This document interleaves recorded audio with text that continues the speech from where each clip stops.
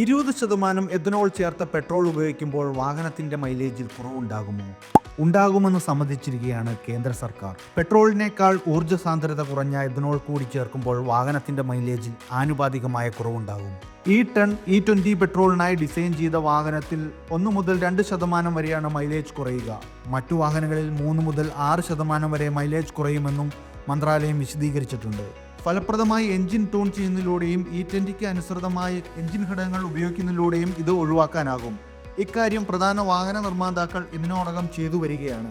കരിമ്പ്, ചോളം, ബാർലി എന്നിവയുടെ കാർഷികാവശിഷ്ടത്തിൽ നിന്ന് വാറ്റിയെടുക്കുന്ന എഥനോൾ ചേർത്ത പെട്രോളാണ് E20 പെട്രോൾ. 10% എഥനോൾ ചേർത്ത പെട്രോളിനെ E10 എന്നും 20% ചേർത്തതിനെ E20 എന്നും വിളിക്കുന്നു. അതായത് ഇതിൽ 20% എഥനോളും 80% പെട്രോളുമായിരിക്കും.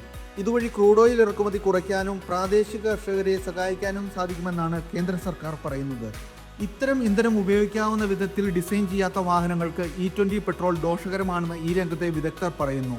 നിലവിൽ മിക്ക പെട്രോൾ പമ്പുകളിലും എഥനോൾ ചേർത്ത E20 പെട്രോളാണ് ലഭിക്കുന്നത്. കസ്റ്റമേഴ്സിനു മേൽ E20 അടിച്ചേൽപ്പിക്കുന്നതിന് തുല്യമാണിതെന്നാണ് പ്രധാന വിമർശനം.